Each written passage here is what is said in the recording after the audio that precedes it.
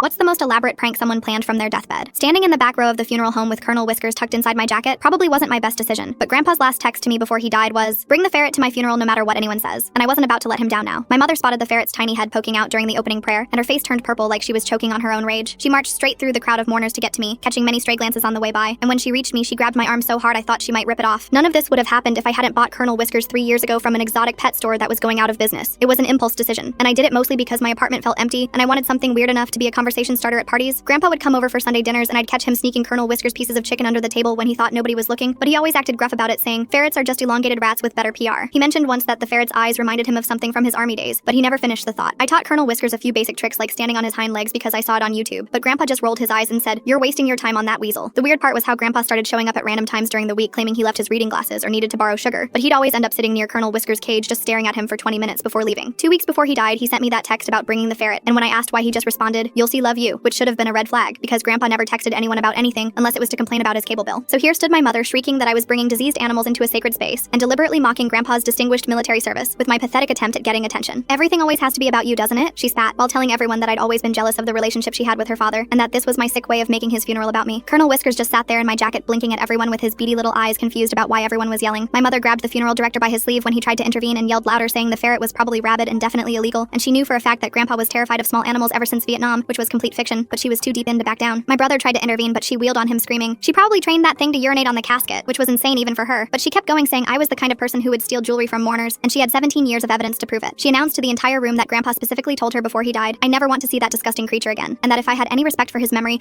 I would leave immediately before she called both the police and animal control. The room erupted into chaos with relatives shouting over each other about whether ferrets belonged at funerals, while my mother kept yelling that I was an emotional vampire who fed on family misery, and that's why I brought a rodent to their father's funeral. I kept trying to explain that ferrets aren't rodents, but nobody could hear me over all the screaming. The funeral director cleared his throat and announced it was time for Grandpa's requested video message, which nobody knew about, and the screen behind the casket flickered to life, showing Grandpa in full military dress uniform. He stared directly into the camera and said, "If my daughter is making a scene about Colonel Whiskers right now, then everything is going according to plan." And my mother's face went white. Grandpa continued, "What none of you know is that I've been secretly training that ferret for 2 years in advanced military drill procedures because I needed a mission, and this seemed funny as hell." While my jaw dropped open, he barked, "Colonel Whiskers, attention!" and the ferret shot out of my jacket standing in perfect military posture while everyone gasped. Grandpa rattled off commands and Colonel Whiskers executed a full military funeral drill, including a rifle salute pantomime, while Grandpa explained he'd been sneaking into my apartment 3 times a week using a copied key. My mother stood there paralyzed as Grandpa's video revealed he'd submitted Colonel Whiskers' performance as his official military honors request, with 3 veterans as witnesses, making it legally binding according to the funeral director. Grandpa looked straight at the camera and said, "I spent 6 months training this ferret to outperform my daughter at following basic instructions, and honestly it wasn't that hard." While Colonel Whiskers performed a perfect memorial tail flag folding demonstration using a tiny handkerchief, the video ended with Grandpa saying, "Colonel Whiskers is officially promoted to honorary grandson, which makes him outrank all of you, so deal with it." The ferret saluted the casket, holding the position for exactly 21 seconds, while my mother sank into a pew looking completely defeated.